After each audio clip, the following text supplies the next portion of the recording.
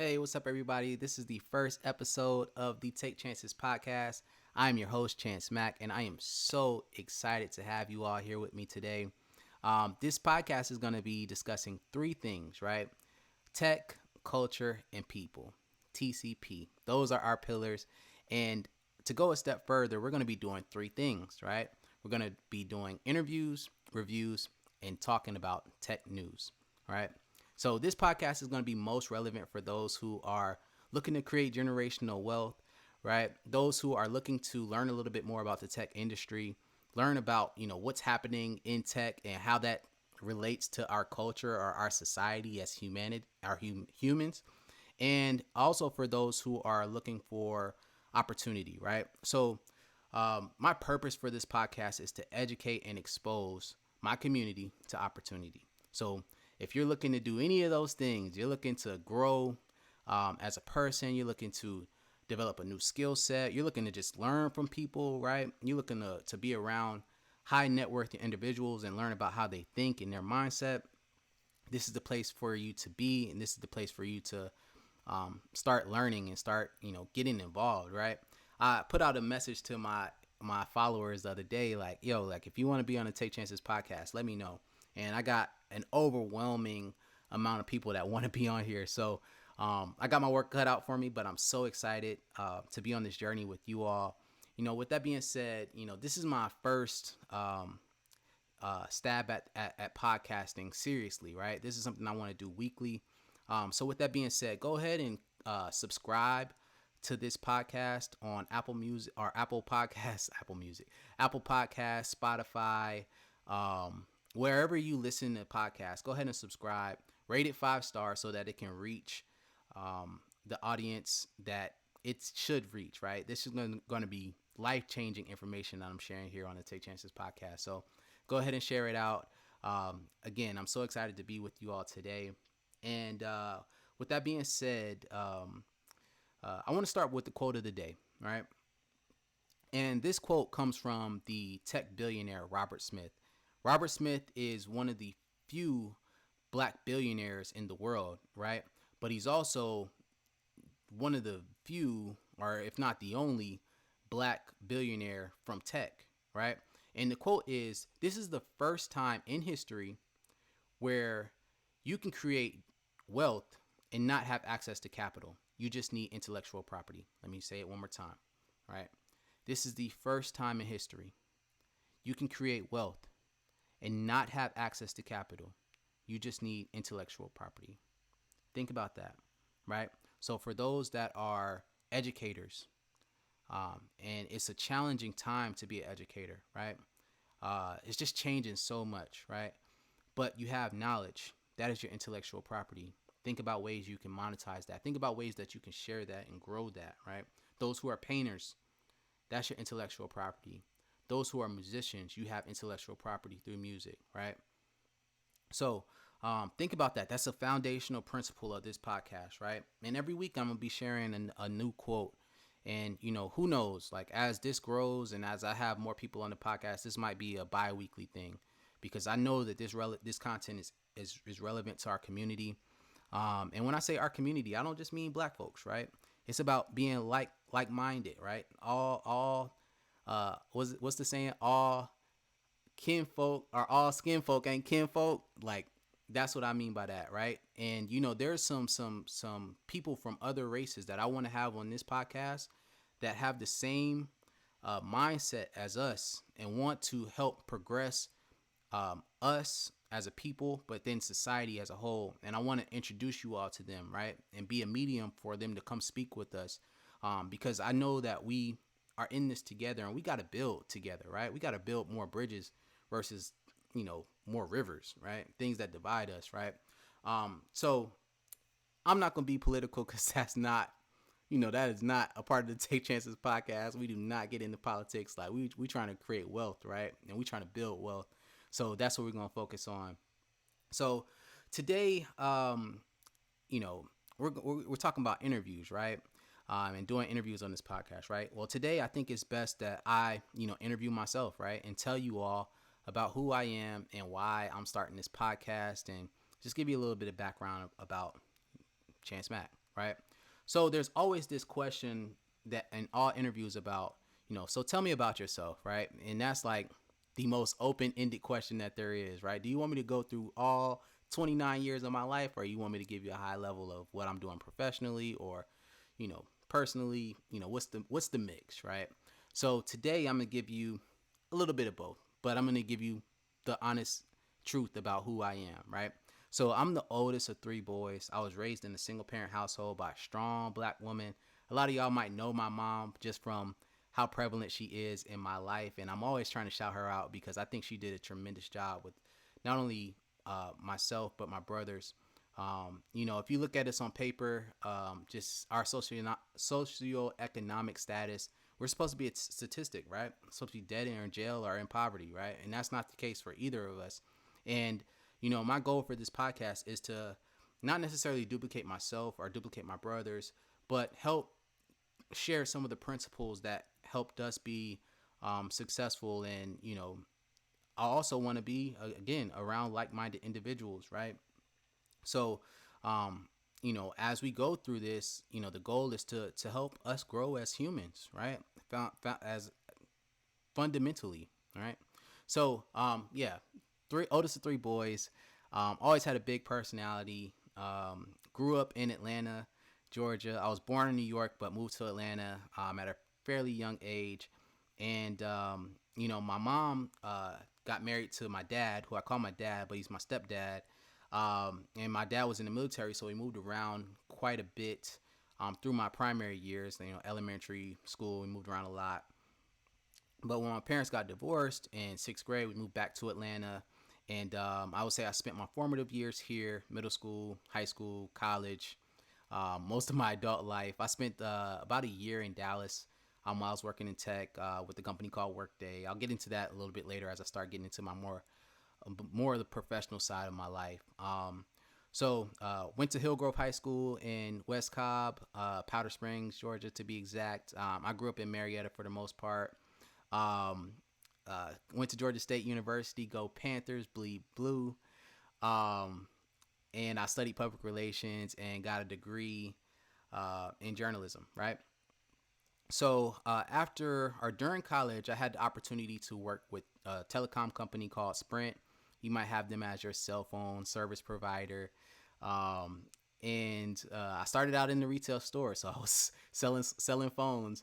But then I got an opportunity to get promoted to pricing analyst in the corporate office, and my job there was to review contracts and make sure that what was on paper, what was said from the salesperson, was actually what the customer was paying for in terms of term agreements and all of those different things related to a contract. Just really quality assurance for our contracts and our salespeople, right? So after graduating college, I got an opportunity to intern at Cox Enterprises as a sales operations analyst. And we're going to talk a lot about internships here. I'm actually going to have a podcast dedicated to internships. So for those who are in contact with younger folks, those who are in high school or those who are in college looking to make the next step in their life or looking for opportunities in interning, whether that be in the tech space or just any space, I plan to have an HR professional on the podcast to kind of, discuss what they should be thinking about or how they should be crafting their resume and, how can they put themselves in position to get those type of opportunity, right? So if you know a young person that, you feel like should be listening to this podcast, go ahead and tell them tap in, man. We can't afford to let our community struggle just due to not sharing information, right? And that's the main reason I'm making this podcast, right? Is because I could sit here and be comfortable and not have to worry about, what the next person has going on because my life is okay. But, given everything that's going on in our society, we got to share the information. We got to be the change that we want to see, right? So with that being said, take chances, right? Send that podcast out. Tag 3 people in this video, right? Got an opportunity to intern with Cox Enterprises, sales operations. While I was there, I got promoted and got hired on full time. Still in the sales operations role. So I was working with Salesforce.com. This was kind of like my first introduction into, software as a service and technology. And my goal or my job there was to eliminate obstacles for our sales team, help our sales team sell more efficiently and effectively, right? So I worked there for 2.5 years, and I got an opportunity to get my first opportunity as a salesperson.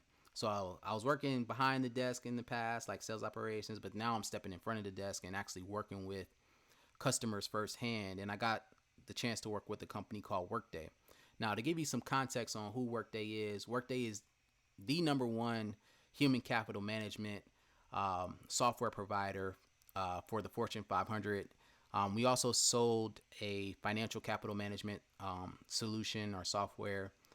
So I got to learn a lot about, human capital management and finance, and just a lot of different, got exposed to a lot of different business models, right? So when I do the Talking Tech Tuesdays on Instagram, you all be like, yo, Chance, like, how do you know this? Or like, what does this mean? Or, break that down for me. And the reason I'm able to break that down is because I have firsthand experience with, what's going on in the tech space, but then also I can see exactly how software can impact the business. So when TikTok was sold to Oracle, and I did that whole 5-minute breakdown and was like, yo, like, this is important because this might give you an understanding of where Oracle is trying to take their business.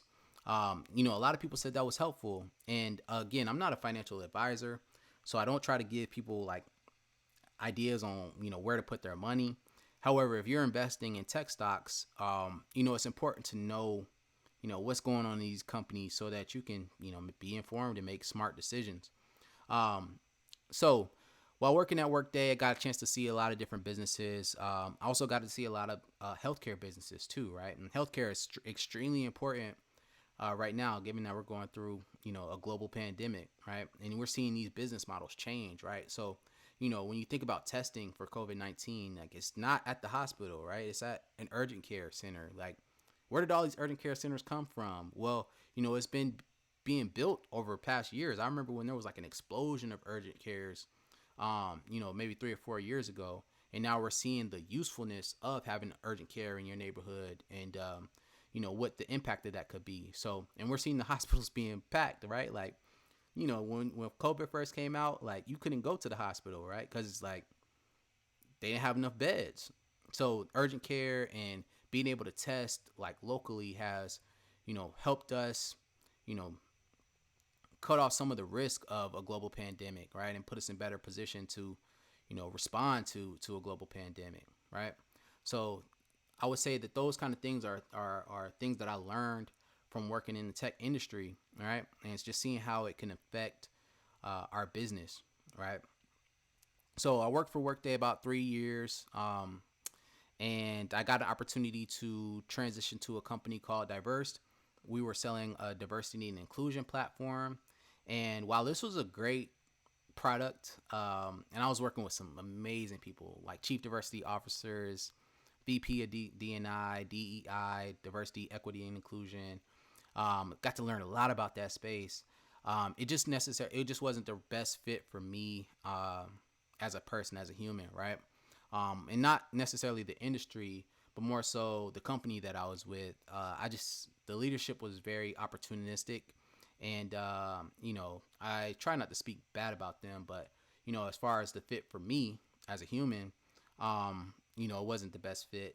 And this was prior to George Floyd's death, and this stuff is personal, right? Like, I remember marching for Trayvon, and I remember feeling the pain of Tamir Rice. Like, I remember, Mike Brown.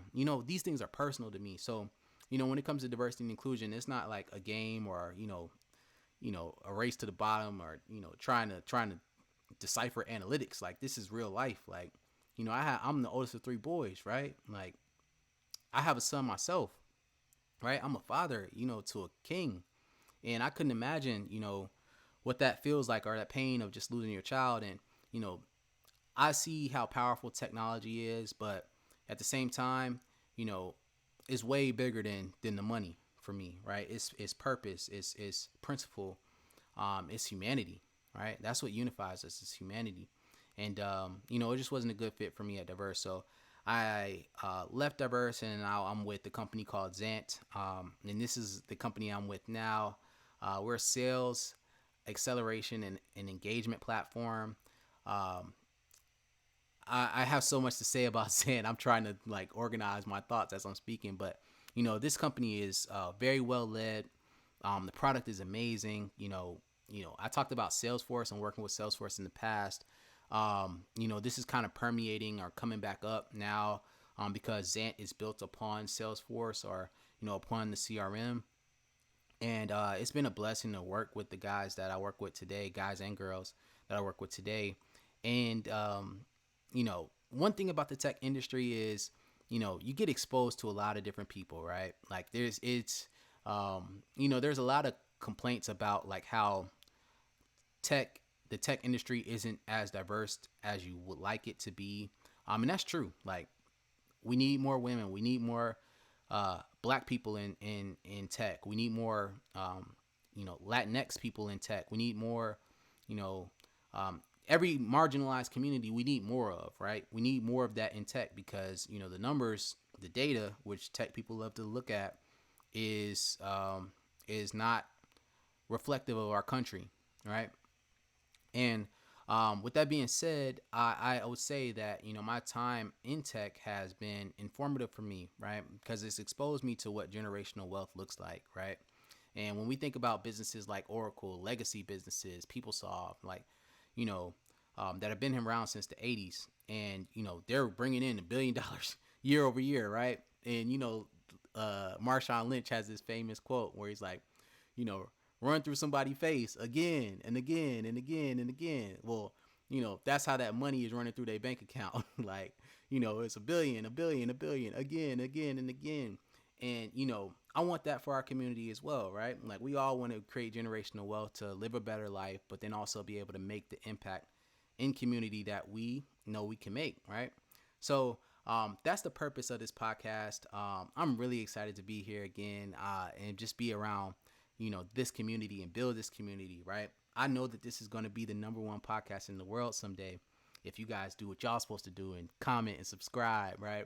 But yeah, I just want to say thank y'all for tuning in. This is the first episode of the Take Chances podcast. You're going to see this podcast on all social media platforms. So I encourage you all to share it and take chances. I love y'all. Peace.